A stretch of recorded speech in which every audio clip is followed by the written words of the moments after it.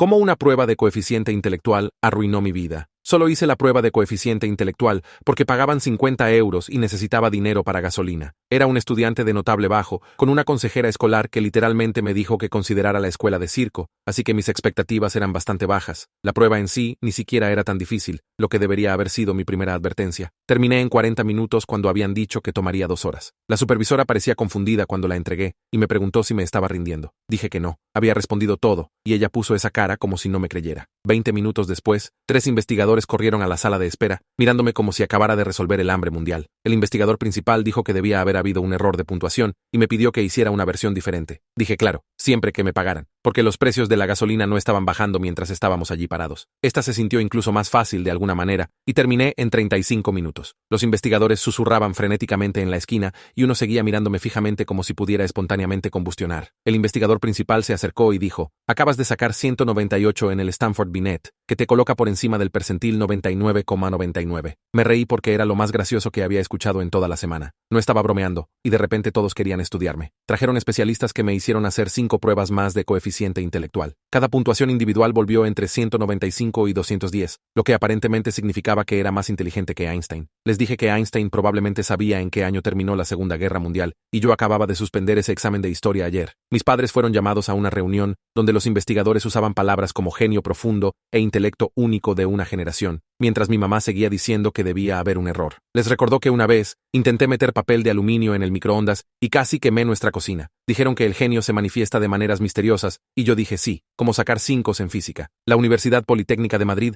llamó a nuestra casa ofreciéndome admisión temprana con una beca completa. La Universidad de Barcelona quería volarme para un programa especial. Las noticias locales querían hacer una historia sobre el genio del pueblo pequeño que nadie había notado. Mi director de repente actuaba como si fuéramos mejores amigos, aunque la semana pasada me había llamado Carlos cuando mi nombre es Diego. Pero nada había cambiado sobre mi inteligencia real. Todavía no podía entender cálculo, y honestamente ni siquiera estaba seguro para qué servía el cálculo. Cuando me dieron problemas avanzados para resolver, solo los miraba, fijamente preguntándome si así era como se sentía mi perro cuando intentaba explicarle por qué no podía comer chocolate. Los investigadores tampoco podían explicarlo. Me probaron para todo, desde memoria fotográfica hasta síndrome savant oculto. Mis escáneres cerebrales mostraban actividad completamente promedio. Cuando me pedían que explicara mi proceso de pensamiento para resolver los problemas de la prueba, no podía porque literalmente solo elegí lo que se sentía correcto, como elegir números de lotería. Mis profesores comenzaron a tratarme de manera diferente, esperando conocimientos brillantes que no podía proporcionar. Me llamaban para las preguntas más difíciles, y yo me quedaba allí como un ciervo ante los faros. Mis compañeros de clase me evitaban o intentaban que les hiciera sus deberes, lo cual era gracioso porque yo mismo estaba copiando de otras personas. Las pruebas se volvieron más invasivas, y honestamente bastante raras. Me conectaron a máquinas mientras hacía las pruebas y monitoreaban mis ondas cerebrales. Tomaron muestras de sangre e hicieron pruebas genéticas buscando mutaciones. Un investigador estaba convencido de que estaba accediendo inconscientemente a la inteligencia colectiva, y le pregunté si eso significaba que básicamente estaba usando Wi-Fi cósmico. Empecé a negarme a hacer más pruebas, pero la presión se intensificó. La escuela amenazó con demandar a mis padres si no participaba en su programa para superdotados. Los investigadores aparecían en nuestra casa sin invitación, incluyendo uno que intentó recoger nuestra basura para muestras de ADN. Alguien filtró mis puntuaciones en línea, y los teóricos de la conspiración comenzaron a decir que era todo, desde un híbrido alienígena hasta un experimento ruso. Luego escuché por casualidad a 2 investigadores discutiendo sobre mi caso. Uno decía que las puntuaciones eran imposibles dada mi historia académica, lo cual sí, obviamente. El otro decía que me habían probado en aislamiento con diferentes supervisores y las puntuaciones se mantenían consistentes. Luego mencionó algo que realmente me hizo prestar atención por una vez. Dijo que habían encontrado otros 3 casos exactamente como el mío en diferentes comunidades autónomas. Estudiantes promedio que de repente obtuvieron puntuaciones imposiblemente altas, pero no mostraban otros signos de genio. Todos habían comenzado dentro del mismo periodo de 2 semanas, y todos describían elegir respuestas que simplemente se sentían correctas, sin saber por qué. Fui a casa y busqué a los otros estudiantes. Se veían tan confundidos como yo en sus fotos con titulares, que los llamaban genios ocultos. Pero noté algo que los artículos no mencionaban. Todos habíamos hecho el mismo cuestionario viral de personalidad hace 2 meses, de algún sitio web sospechoso que mi amigo había compartido. Todavía tenía el correo de confirmación del cuestionario. El sitio había desaparecido, pero el dominio estaba registrado a algo llamado Instituto de Mejora Cognitiva. Encontré una publicación archivada de un foro que decía Fase 1, sujetos identificados y marcados para extracción, lo cual sonaba como algo de una mala película de ciencia ficción que probablemente no entendería. Mi teléfono sonó con un número desconocido. Cuando contesté, una voz dijo: sabemos que lo descubriste, y me dio una dirección. Dije, descubrí que, porque literalmente no entiendo nada de lo que está pasando, pero ya habían colgado. Tomé un bolígrafo y escribí la dirección en mi mano antes de que los números se desvanecieran de mi memoria. Mi mano temblaba, lo que hacía que mi ya mala caligrafía se viera peor. La dirección era de algún lugar en el centro, lo que podía significar cualquier cosa desde una cafetería hasta un edificio abandonado. Empecé a caminar de un lado a otro en mi habitación, tratando de averiguar si ir allí sería lo más estúpido que hubiera hecho, o solo entre las 5 primeras cosas. Mi mamá entró sin tocar como siempre, y me vio caminando de un lado a otro mirando mi mano. Preguntó qué estaba mal, y traté de minimizarlo, pero ella conoce todas mis señales. Terminé contándole todo sobre la llamada telefónica porque mantener secretos de ella nunca funciona de todos modos. Su cara pasó por unas 6 expresiones diferentes en 10 segundos. Inmediatamente entró en modo protector y agarró su teléfono para llamar a papá al trabajo. Le dijo que viniera a casa de inmediato porque necesitábamos discutir esto como familia. Papá trató de hacer preguntas, pero ella solo seguía diciendo que necesitaba llegar aquí. Ahora, mientras lo esperábamos, le mostré la dirección, y ella la buscó en su teléfono. El edificio tenía múltiples negocios listados, así que no podíamos decir qué era realmente. Papá llegó a casa en 20 minutos, lo cual era un récord desde su oficina. Mamá explicó todo mientras yo estaba sentado sintiéndome como un niño pequeño en problemas. Papá pensó que al menos deberíamos escuchar lo que tenían que decir, ya que de todos modos sabían dónde vivíamos. Mamá estaba convencida de que era una estafa o algo peligroso y quería llamar a la policía. Fueron de un lado a otro durante una hora mientras yo me mantenía mayormente callado. Finalmente acordamos que podía ir, pero solo con reglas estrictas sobre seguridad. Esa noche, apenas dormí pensando en lo que podría pasar. A la mañana siguiente, me desperté con 3 correos de la escuela, todos marcados como urgentes. Estaban amenazando con consecuencias si no participaba en su programa para superdotados inmediatamente. Los correos usaban palabras como obligación legal y absentismo escolar, lo cual parecía extremo para alguien que ni siquiera podía escribir absentismo sin autocorrector. Un correo decía que ya me habían inscrito en colocación avanzada de todo comenzando el lunes. Otro amenazaba con reportar a mis padres por negligencia educativa si no cumplían. El tercero era del director personalmente, pidiéndome que reconsiderara por el bien de la reputación de la escuela. Mostré a mis padres los correos durante el desayuno, y mamá puso esa cara que significaba que alguien estaba a punto de recibir un sermón. Llamó a la escuela y pidió hablar directamente con el director. Pude escuchar su voz elevarse incluso desde arriba donde me había refugiado. Ese día en la escuela, mantuve la cabeza baja y traté de actuar normal. Durante el almuerzo, me senté en la biblioteca con mi teléfono buscando a los otros estudiantes mencionados en los artículos. Encontré a Clara García en redes sociales después de revisar 3 plataformas diferentes. Su perfil era mayormente privado, pero su biografía mencionaba que era de Andalucía. Pasé 10 minutos escribiendo y reescribiendo un mensaje para ella. Expliqué quién era y pregunté si había lidiado con algo similar a lo que estaba pasando. Traté de no sonar completamente loco, pero probablemente fracasé. Mencioné el cuestionario de personalidad, esperando que demostrara que no era solo un tipo raro al azar. Después de enviarlo, inmediatamente me arrepentí y pasé el resto del almuerzo preocupado de que me bloqueara. Esa noche, alguien publicó mis puntuaciones de prueba en Reddit, en uno de esos foros de teorías de conspiración. La publicación tenía un título sensacionalista sobre genios secretos siendo descubiertos en toda España. En cuestión de horas, tenía cientos de mensajes de todo tipo de personas. Algunos eran investigadores que querían estudiarme y ofrecían dinero por entrevistas. Otros eran teóricos de la conspiración con teorías sobre todo, desde ADN alienígena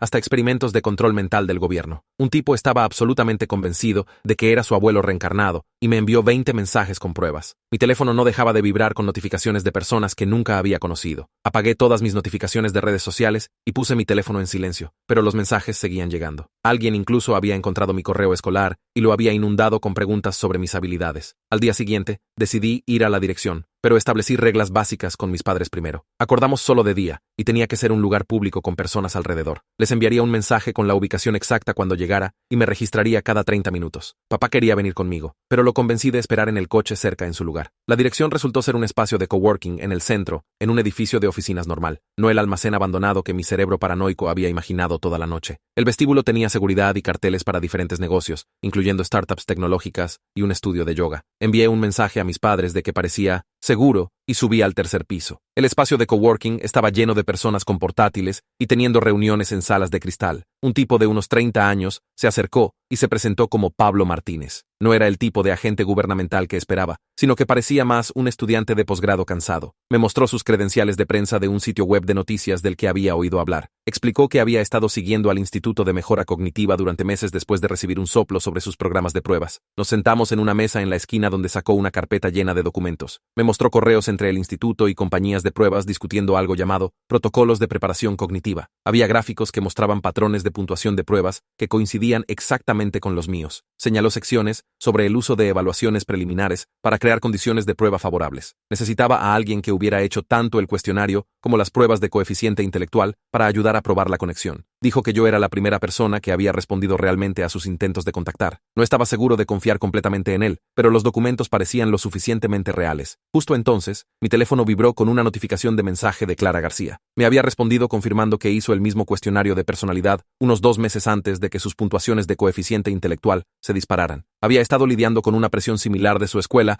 e investigadores tratando de estudiarla. Dijo que estaba aliviada de encontrar a alguien más pasando por esto, porque todos pensaban que estaba mintiendo sobre no ser un genio. Envió capturas de pantalla de su correo de confirmación del cuestionario que se veía exactamente como el mío. Esa tarde, revisé mi correo para encontrar la confirmación original del cuestionario mientras mis padres veían la tele. Descubrí datos en caché en mi navegador que mostraban cómo mis respuestas fueron registradas con marcas de tiempo y patrones de respuesta. La marca de tiempo coincidía exactamente 2 meses antes de mi primera prueba de coeficiente intelectual hasta el día. El dominio remitente enlazaba de vuelta al Instituto de Mejora Cognitiva, tal como había encontrado antes. Todo estaba empezando a conectarse de maneras que hacían que toda esta cosa se sintiera menos aleatoria y más planificada. A la mañana siguiente, mi teléfono comenzó a vibrar a las 6:30, con mensajes de la escuela diciendo que tenía una reunión obligatoria a las 10 y la asistencia era requerida. Mi mamá leyó el mensaje sobre mi hombro mientras hacía café e inmediatamente agarró su teléfono para reportarse enferma en el trabajo. Me llevó a la escuela, murmurando sobre cómo no podían simplemente exigir reuniones sin aviso apropiado, pero ambos sabíamos que encontrarían una manera de hacerlo cumplir. La reunión fue en la oficina del director con él, la consejera y 2 personas del distrito que nunca había visto antes. Tenían carpetas esparcidas por el escritorio con mi nombre en las pestañas, y una de las personas del distrito comenzó a hablar sobre mi obligación hacia la comunidad escolar. Dijo que mis puntuaciones de pruebas significaban que tenía la responsabilidad de participar en su programa de colocación avanzada, comenzando inmediatamente. Pregunté si podía grabar la conversación en mi teléfono para mis padres, y el director realmente extendió la mano y puso su mano sobre mi teléfono, diciendo que eso no sería necesario. Mi mamá se levantó tan rápido que su silla raspó contra el piso y dijo que nos íbamos si no nos dejaban documentar la reunión. La mujer del distrito dijo que irnos sería considerado absentismo escolar y podría tener graves consecuencias para mi posición académica. Pasaron 20 minutos yendo de un lado a otro sobre requisitos y obligaciones, mientras yo estaba sentado pensando en cómo todavía tenía un 4 menos en química. El director seguía diciendo que esto era una oportunidad mientras mi mamá seguía preguntando qué pasaría si decía que no. Nadie le daba una respuesta directa, lo que la hacía más enojada con cada evasión. Finalmente nos dejaron ir después de hacernos firmar un papel diciendo que habíamos sido informados del contenido de la reunión, aunque mi mamá escribió firmado bajo protesta junto a su nombre. Esa noche, escuché a mis padres en la cocina teniendo su primera pelea real en meses sobre qué hacer. Papá seguía diciendo que deberíamos simplemente seguir adelante por ahora para evitar hacer enemigos en la escuela, ya que todavía me quedaban 2 años. Mamá cerró un armario de golpe y dijo que no iba a dejar que me trataran como algún tipo de experimento de laboratorio, solo por puntuaciones de pruebas raras. Papá dijo que pelear con la escuela haría mi vida más difícil, y mamá dijo que dejarlos hacer lo que quisieran sería peor. Fueron en círculos durante 1 hora con papá tratando de encontrar un punto medio, y mamá poniéndose más protectora con cada sugerencia. Me puse los auriculares, pero aún podía escucharlos a través de la música. El día siguiente en la escuela fue peor que cualquier cosa desde que las puntuaciones se hicieron públicas. Los chicos me rodearon en mi taquilla, pidiéndome que resolviera problemas de matemáticas aleatorios que habían encontrado en línea. Alguien me empujó un cubo de Rubik, diciendo que un genio debería resolverlo en segundos. Un grupo de estudiantes de último año quería que predijera sus puntuaciones de selectividad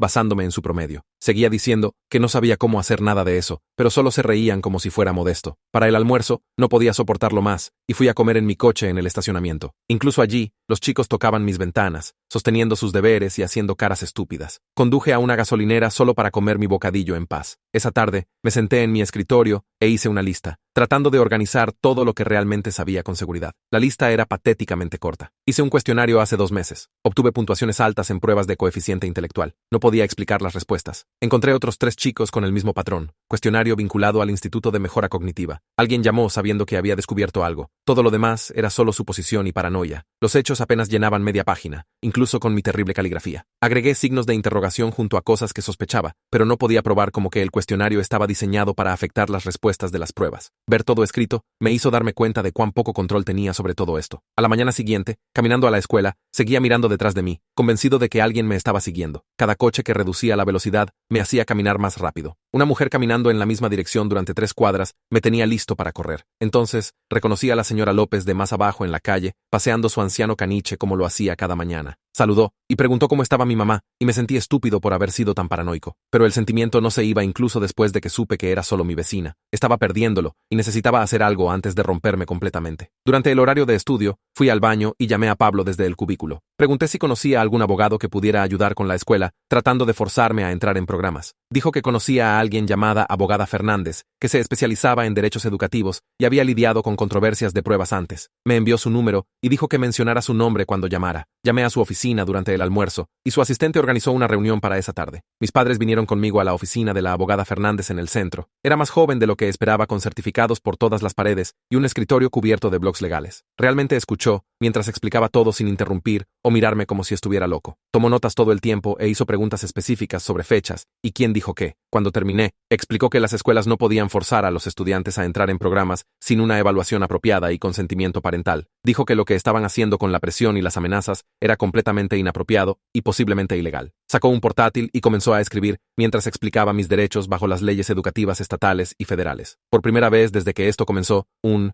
adulto me estaba tratando como una persona en lugar de un sujeto de prueba. Dijo que enviaría cartas de cese y desistimiento a la escuela y equipos de investigación inmediatamente, exigiendo que detuvieran todo contacto hasta que se establecieran protocolos apropiados. Advirtió que podrían presionar más fuerte al principio, pero la protección legal los obligaría a seguir las reglas. Su asistente hizo copias de todo, mientras la abogada Fernández explicaba qué pasaría después. 2 días después, Clara me envió capturas de pantalla de las preguntas originales del cuestionario de personalidad que había guardado. Pasamos 1 hora comparándolas con los problemas de prueba de coeficiente intelectual que recordaba, y los patrones eran obvios. Las preguntas del cuestionario sobre reconocimiento de patrones coincidían exactamente con problemas de razonamiento espacial en la prueba de coeficiente intelectual. La sección de asociación de palabras se alineaba con preguntas de razonamiento verbal. Era demasiado perfecto para ser aleatorio. Mientras tanto, Pablo estaba investigando registros públicos y presentó solicitudes para cualquier contrato entre las compañías de pruebas y el instituto. Me mostró cómo documentar correctamente todo y mantener múltiples copias en diferentes lugares. Dijo que proteger fuentes y mantener buenos registros eran habilidades periodísticas básicas que aparentemente ahora necesitaba. La respuesta de la escuela a la carta de la abogada Fernández llegó dentro de 1 semana y no estaban contentos. Me sacaron del club de teatro y dijeron que ya no podía usar el horario de estudio ya que estaba siendo no conforme con los requisitos académicos. El director llamó a mis padres a su oficina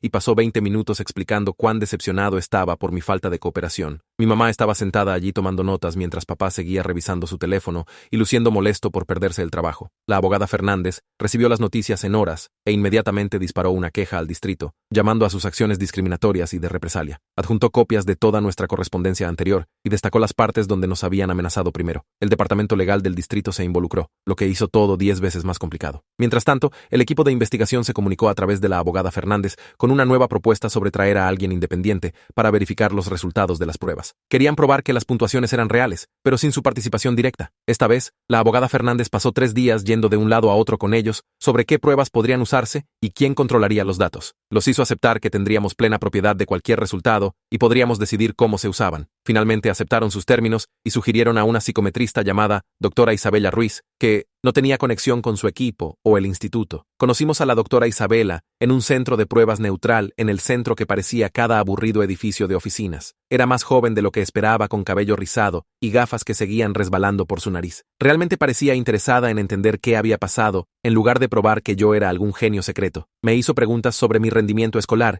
y parecía creerme cuando decía que era solo promedio. Mis padres vinieron a la sesión de pruebas junto con la abogada Fernández, que se sentó en la esquina tomando notas de todo. La doctora Isabela explicó que usaría materiales completamente diferentes, que no podían haber sido comprometidos o conectados a las pruebas anteriores. La prueba tomó 2 horas, y no se sintió nada como esas anteriores donde las respuestas simplemente parecían correctas. De alguna manera, luché a través de cada sección de la manera en que normalmente lo hacía en las pruebas en la escuela. Seguía dudando de mí mismo y cambiando respuestas, lo que nunca hice en esas raras pruebas de coeficiente intelectual antes. Cuando terminé, la doctora Isabela dijo que los resultados tomarían unos días para procesarse correctamente. 3 días después, recibimos la llamada para venir a revisar los resultados en su oficina. Las puntuaciones eran exactamente lo que había esperado todo el tiempo, completamente promedio para un estudiante de secundaria. Mi coeficiente intelectual resultó 102, lo que me ponía justo en el medio del rango normal. La doctora Isabela nos mostró el desglose detallado, y cada sección coincidía perfectamente con mi rendimiento académico real. Por primera vez en semanas, sentí que podía respirar normalmente de nuevo. La doctora Isabela pasó otra hora revisando los resultados de pruebas originales, buscando lo que llamaba patrones de contaminación en los datos. Señaló irregularidades en la puntuación que sugerían que factores externos influenciaron los resultados en lugar de la habilidad real. Era cuidadosa con sus palabras, pero claramente pensaba que algo sospechoso había pasado con esas primeras pruebas. Nos mostró modelos estadísticos que demostraban cómo ciertos patrones de respuesta podían crear puntuaciones altas falsas. Esa misma semana, Pablo me llamó emocionado por algo que había recibido de una fuente anónima en el instituto. Alguien le había enviado parte de una presentación interna sobre protocolos de optimización de fase 1 que hacía referencia al uso de evaluaciones preliminares para crear condiciones de prueba favorables. Los documentos estaban muy censurados, pero mostraban que habían estado estudiando formas de manipular los resultados de las pruebas. Estaba trabajando en verificar la autenticidad, pero dijo que esto podría ser la pistola humeante que necesitábamos. 2 días después, recibí un correo encriptado de alguien que se hacía llamar Hugo Navarro, que afirmaba tener conocimiento interno sobre los métodos del instituto. Quería reunirse en la biblioteca pública, pero tenía todos estos requisitos raros sobre precauciones de seguridad.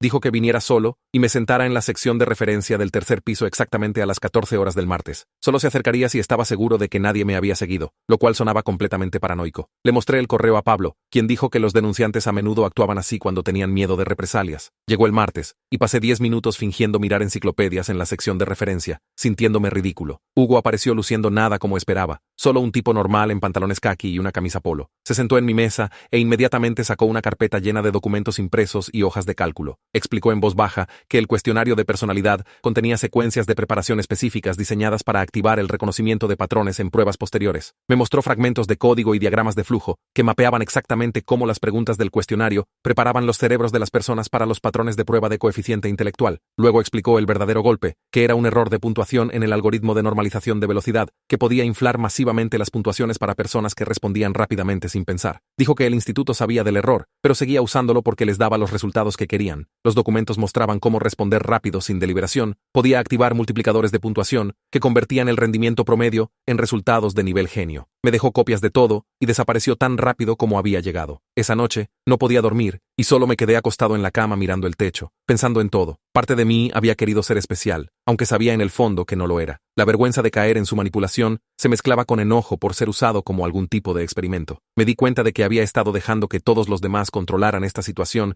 mientras yo simplemente seguía adelante con lo que pasara. Era hora de dejar de ser pasivo y realmente hacer algo sobre este desastre. A la mañana siguiente, la abogada Fernández apareció en nuestra casa con 3 discos duros externos y una pila de carpetas. Hizo copias de todo lo que teníamos, incluyendo los documentos de Hugo y los correos del cuestionario y los resultados de las pruebas. Subió archivos a almacenamiento en la nube seguro y dio a mis padres contraseñas escritas en papel que dijo que guardaran en una caja de seguridad. Nos dijo que había visto demasiados casos donde la evidencia simplemente desaparecía cuando las escuelas se ponían nerviosas por demandas. Mientras estaba organizando todo, la junta escolar envió otra carta que llegó por correo certificado. Estaban amenazando con cargos de absentismo escolar si seguía rechazando su programa para superdotados, aunque las pruebas de la doctora Isabela mostraban que era completamente promedio. La carta usaba lenguaje legal sobre asistencia obligatoria y requisitos educativos que hacían temblar las manos de mi mamá mientras la leía. La abogada Fernández agarró la carta e inmediatamente comenzó a escribir en su portátil, redactando una respuesta de orden judicial. La presentó electrónicamente esa tarde, y en 2 horas, los abogados del distrito estaban llamando a su oficina. La situación se estaba volviendo mucho más complicada, con abogados discutiendo sobre jurisdicción y legitimación y otras cosas que no entendía. Esa tarde, Clara me envió una captura de pantalla de un correo que había recibido del instituto. Le estaban ofreciendo 20.000 euros para firmar un acuerdo de confidencialidad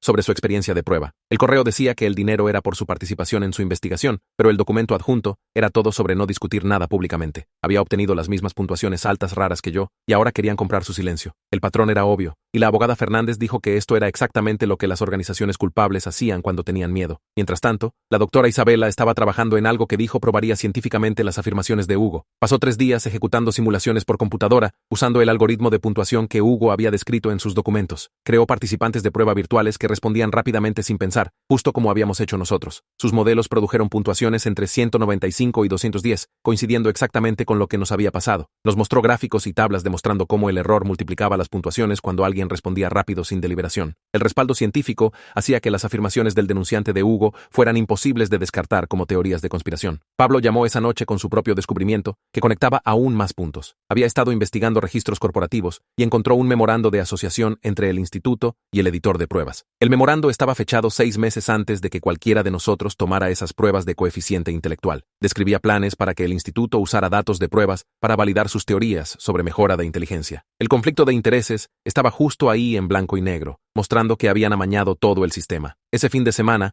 mi familia se sentó alrededor de la mesa de la cocina durante horas, discutiendo qué hacer después. Mamá seguía planteando preocupaciones sobre represalias y qué podría pasar si hacíamos público todo. Papá se preocupaba por mi futuro y si las universidades usarían esto en mi contra de alguna manera. Pero todos estuvimos de acuerdo en que otras familias merecían saber qué había pasado realmente con estas pruebas. Decidimos dejar que Pablo publicara su artículo, pero con límites cuidadosos sobre lo que compartiríamos. La abogada Fernández vino de nuevo para ayudarnos a prepararnos para la atención de los medios que seguiría. Nos hizo practicar responder preguntas sin especular sobre motivos o hacer acusaciones que no podíamos probar. Nos ceñiríamos solo a los hechos y dejaríamos que las personas sacaran sus propias conclusiones sobre el comportamiento del instituto. Nos dio una lista de frases para usar y cuáles evitar al hablar con reporteros. El artículo de Pablo se publicó el martes por la mañana, usándome como fuente protegida con un nombre falso. Cualquiera en mi escuela podía darse cuenta de que era yo, pero al menos mi nombre no estaba impreso. El artículo se centró en las irregularidades de las pruebas e incluyó los datos de la doctora Isabela sobre el error de puntuación. Citó los documentos de Hugo y mencionó el memorando de asociación sin hacer acusaciones directas. En horas, el artículo fue compartido miles de veces en redes sociales. Mi teléfono comenzó a vibrar con notificaciones mientras las personas encontraban mis cuentas reales de redes sociales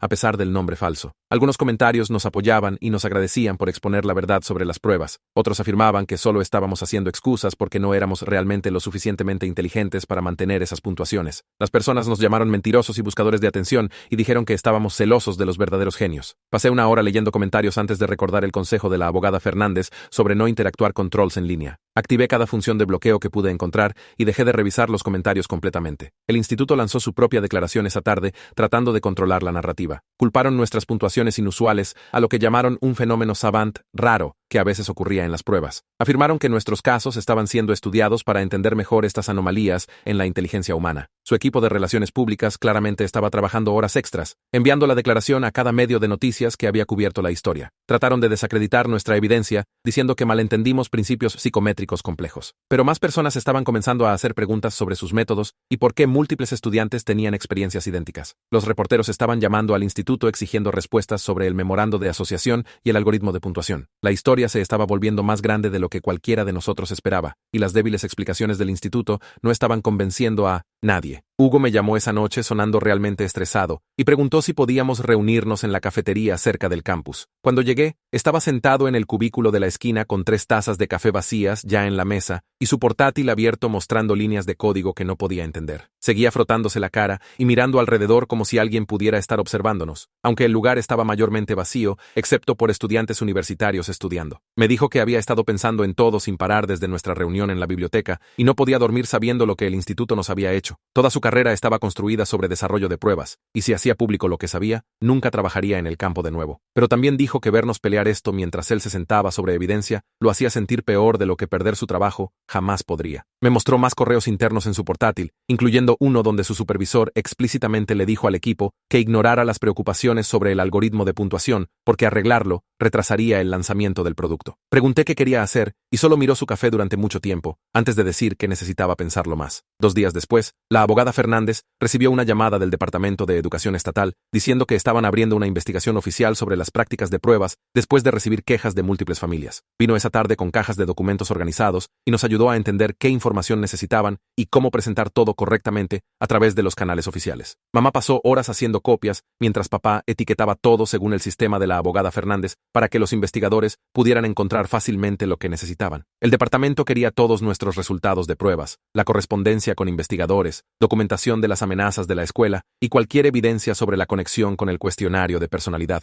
La abogada Fernández se aseguró de que mantuviéramos originales de todo y solo enviáramos copias certificadas para que nada pudiera misteriosamente desaparecer de sus archivos. Esa misma semana, Clara me envió un enlace al sitio web del editor de pruebas donde habían publicado algo llamado actualización de puntuación de rutina en texto diminuto en la parte inferior de su página de soporte. La actualización arreglaba el exacto error de normalización de velocidad que Hugo había descrito hasta las variables de código específicas que nos había mostrado. Afirmaban que era parte del mantenimiento regular y completamente no relacionado con cualquier caso en curso, pero el momento era demasiado perfecto para ser aleatorio. Clara ya había capturado todo antes de que pudieran eliminarlo y envió copias a Pablo y a la abogada Fernández para nuestros registros. Se estaba volviendo realmente buena documentando cosas después de todo lo que habíamos pasado. Clara también comenzó a contactar a los otros estudiantes afectados que había encontrado a través de redes sociales y artículos de noticias. En una semana, tenía a 5 de nosotros en un chat grupal, comparando nuestras experiencias y dándonos cuenta de cuán similar era todo, desde el cuestionario de personalidad, hasta las pruebas, hasta la presión de nuestras escuelas. Sugirió que creáramos una declaración conjunta que todos pudiéramos firmar, explicando qué pasó y cómo el patrón era demasiado consistente para ser coincidencia. Todos estuvieron de acuerdo porque tener múltiples voces hacía mucho más difícil para el instituto descartarnos como casos aislados o afirmar que solo estábamos buscando atención. Pasamos 3 noches en videollamadas, redactando la declaración con Clara, tomando notas y asegurándose de que la experiencia de todos estuviera incluida con precisión. Mientras tanto, varios investigadores del equipo original comenzaron a enviarme mensajes privados a través de varias plataformas, disculpándose por lo que pasó. Todos dijeron básicamente lo mismo sobre cómo habían tenido preocupaciones, pero fueron presionados por sus supervisores para continuar el programa de pruebas. Una investigadora escribió este largo correo sobre cómo sabía que algo estaba mal cuando mis puntuaciones se mantenían tan altas, a pesar de mi obvia confusión durante las evaluaciones cognitivas. Otro dijo que trató de plantear preocupaciones en reuniones de equipo, pero le dijeron que se enfocara en recolección de datos, no en interpretación. Sus mensajes eran todos realmente cuidadosos para evitar decir cualquier cosa que pudiera meterlos en problemas legales, pero el arrepentimiento parecía real, incluso si no estaban dispuestos a ponerlo en registro. La doctora Isabela llamó, preguntando si podía presentar nuestro caso en una próxima conferencia sobre ética de pruebas sin usar nuestros nombres reales. Había sido invitada a hablar sobre validez de evaluación y quería usar nuestra situación como ejemplo de qué pasa cuando los motivos de ganancias anulan la integridad científica. Tuvimos una reunión familiar al respecto y decidimos dar permiso, porque tener profesionales respetados discutiendo esto podría prevenir que otros niños pasaran por lo mismo. Prometió enfocarse en los aspectos técnicos y patrones en lugar de detalles personales que pudieran identificarnos. En la escuela, la mayoría de los chicos todavía me trataban raro, como si fuera un fraude o algún tipo de experimento fallido. Pero durante el almuerzo, mi amigo Javier se acercó y dijo tranquilamente que estaba orgulloso de mí por enfrentarme al sistema. Dijo que su hermano pequeño tenía diferencias de aprendizaje y constantemente estaba siendo empujado a programas de pruebas que no lo ayudaban en absoluto. Era solo una persona, pero tener a alguien que realmente me conocía apoyar lo que estábamos haciendo significaba más que cientos de extraños en línea animándonos. Esa tarde, mamá y papá se sentaron en la mesa de la cocina con una calculadora y una pila de facturas luciendo realmente preocupados. Incluso con las tarifas reducidas de la abogada Fernández, los costos legales se estaban acumulando rápido y el seguro de papá solo cubría tanto. Mamá seguía diciendo que deberíamos seguir peleando, pero podía verla haciendo las cuentas sobre cuántos turnos extra necesitaría tomar en el trabajo. Cuando mencioné esto a la abogada Fernández, inmediatamente ofreció planes de pago y nos conectó con algo llamado Fondo de Justicia Educativa, que ayudaba a familias en situaciones como la nuestra. Llenó la solicitud ella misma y en una semana aprobaron financiamiento parcial para nuestros gastos legales. Hugo finalmente tomó su decisión y envió a Pablo un archivo encriptado masivo con documentos internos completos, incluyendo código fuente real, mostrando cómo los datos del cuestionario de personalidad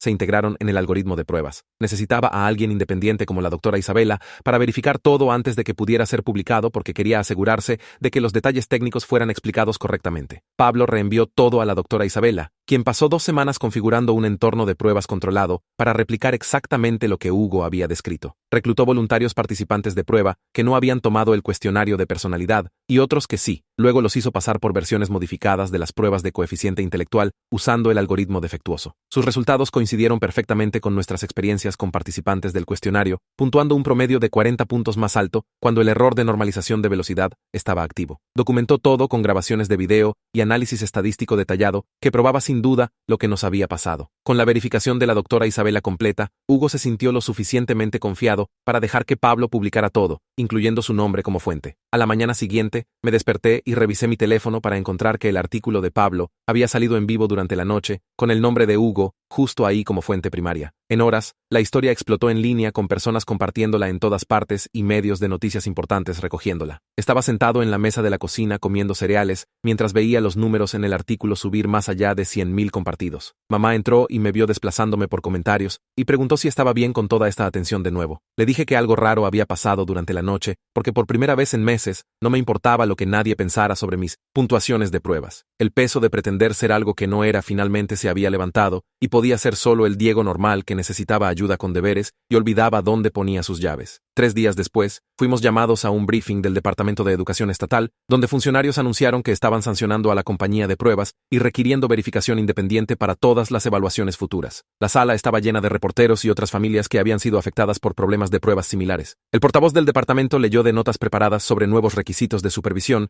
mientras la abogada Fernández tomaba notas sobre cada detalle. No estaban admitiendo que el Estado había hecho algo malo, pero al menos estaban haciendo cambios para prevenir que esto pasara de nuevo. Una semana después de eso, la abogada Fernández tardes llamó para decir que el Instituto de Mejora Cognitiva había enviado una oferta de acuerdo que incluía lo que llamaron una disculpa formal. Vino a nuestra casa con los documentos y revisó cada línea con un resaltador, asegurándose de que estuvieran realmente admitiendo culpa y no solo expresando vago arrepentimiento sobre malentendidos. El dinero no era enorme, pero cubriría nuestros costos legales y dejaría suficiente para matrícula de formación profesional. Más importante, acordaron cerrar sus programas de pruebas y someterse a auditorías externas durante 5 años. El distrito escolar tardó más en responder, pero eventualmente envió una carta aceptando corregir públicamente todas sus declaraciones sobre mi supuesto estado de genio. Me removieron de todos los requisitos de programa avanzado y actualizaron sus políticas sobre participación obligatoria en pruebas. El director incluso llamó para disculparse personalmente, aunque todavía se equivocó en mi nombre 2 veces durante la conversación. La doctora Isabella organizó para que tomara una prueba final bajo condiciones completamente controladas, sin conexión a materiales de pruebas anteriores. Me senté en una habitación simple con un cuadernillo de prueba estándar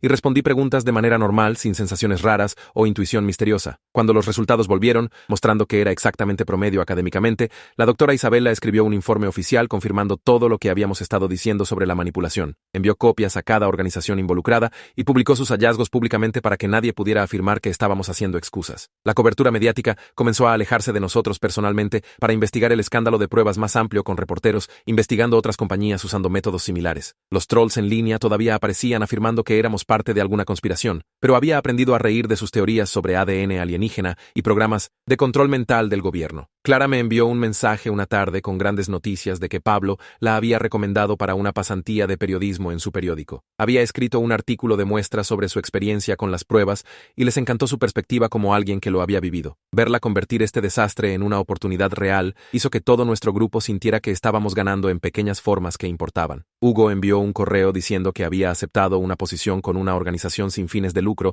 enfocada en ética de pruebas y rendición de cuentas. Básicamente había destruido su vieja carrera al hacerse público, pero encontró nuevo propósito en asegurarse de que nadie más fuera manipulado como nosotros. Ya estaba trabajando en propuestas para supervisión federal de pruebas de inteligencia y consultando con legisladores sobre cerrar las lagunas que dejaron que esto pasara. La serie investigativa de Pablo terminó ganando 3 premios regionales de periodismo y fue nominada para un premio nacional en reportaje educativo. En la ceremonia de premios, se aseguró de acreditarnos a todos como fuentes y nos agradeció por confiar en él con nuestra historia. El reconocimiento mantuvo presión sobre funcionarios para realmente seguir adelante con reformas en lugar de dejar que todo se desvaneciera tranquilamente. De vuelta en casa, las cosas lentamente volvieron a algo parecido a normal, aunque todos estábamos cansados de hablar sobre pruebas de coeficiente intelectual y puntuaciones de genio. Papá comenzó a ayudarme a mirar centros de formación profesional con programas de mecánica automotriz, ya que siempre había sido bueno con mis manos, incluso si no podía entender cálculo. Mamá dejó de estresarse tanto por mis notas y se enfocó en asegurarse de que estuviera realmente aprendiendo habilidades útiles. Teníamos cenas familiares donde nadie mencionaba puntuaciones de pruebas o admisiones universitarias o nada relacionado con inteligencia. Mi hermana menor bromeó que nunca haría ningún cuestionario en línea de nuevo después de ver lo que me pasó. El dinero del acuerdo llegó justo a tiempo para el registro del semestre de primavera en el Centro de Formación Profesional local. Me inscribí para requisitos básicos y una clase introductoria de mecánica automotriz que realmente parecía interesante. El consejero no se preocupaba por mis puntuaciones de coeficiente intelectual y solo quería asegurarse de que entendiera la política de asistencia y requisitos de deberes. Caminar por el campus se sentía normal de una manera que la secundaria no había sido por meses con nadie mirándome o esperando que resolviera problemas imposibles. Algunos chicos de mi secundaria también estaban allí, y naturalmente volvimos a caer en nuestras viejas dinámicas de copiar deberes y quejarnos de profesores. Una chica de mi clase de lengua dijo que estaba contenta de que todo se resolviera y que nunca había creído que yo fuera secretamente un genio de todos modos, porque había visto mis pruebas de ortografía. Era lo más honesto que alguien me había dicho en meses, y realmente lo aprecié. La reunión de la junta escolar sucedió 3 semanas después, donde votaron sobre nuevas reglas de pruebas después de que nuestro caso los hiciera quedar mal. Aprobaron requisitos para formularios de consentimiento por escrito y supervisión independiente para cualquier programa de pruebas de coeficiente intelectual o inteligencia. La política decía que ningún estudiante podía ser presionado a entrar en programas avanzados basándose solo en puntuaciones de pruebas ya. Papá se sentó conmigo en la última fila viéndolos votar unánimemente mientras reporteros tomaban notas. Mi viejo director evitaba el contacto visual cuando tuvo que leer las nuevas directrices en voz alta. A la mañana siguiente, conduje al Centro de Formación Profesional para reunirme con un consejero sobre clases reales que podía manejar. Sacó mi certificado real con todos esos notables bajos y 5 y hablamos sobre requisitos básicos primero. Sugirió comenzar con clases de educación general y tal vez explorar el programa de mecánica automotriz, ya que mencioné que me gustaban los coches. La reunión se sintió bien porque trató mis notas reales como normales, en lugar de alguna gran decepción. Nadie mencionó puntuaciones de genio o potencial desperdiciado, que era exactamente lo que que necesitaba escuchar. 2 días después, apareció un correo de una de las investigadoras originales que me había aprobado. Escribió que sabía que algo estaba mal cuando mis registros académicos no coincidían con las puntuaciones, pero se quedó callada. Dijo que lo sentía por no hablar y entendía si no quería responder. Escribí de vuelta que apreciaba la disculpa, pero realmente no tenía mucho más que decirle. La conversación se mantuvo corta e incómoda, lo cual parecía correcto para lo que había pasado entre nosotros. La abogada Fernández llamó esa tarde para decir que el papeleo del acuerdo estaba listo para firmas. La cantidad no era enorme, pero cubriría sus honorarios legales, más dejaría suficiente para el centro de formación profesional y un coche usado decente. La mejor parte era que no había orden de silencio, así que podríamos seguir hablando sobre lo que pasó si queríamos. Mamá y papá vinieron conmigo a firmar todo en su oficina en el centro. Todo el proceso tomó menos de 1 hora con todos siendo profesionales, pero claramente listos para seguir adelante. Pasé el fin de semana eliminando viejas cuentas de redes sociales y empezando de nuevo con configuraciones de privacidad bloqueadas. Mis nuevos perfiles no tenían mención de pruebas de coeficiente intelectual o puntuaciones de genio o nada de ese desastre. Lo mantuve simple con solo amigos cercanos y familia que realmente conocían al verdadero yo. Los teóricos de la conspiración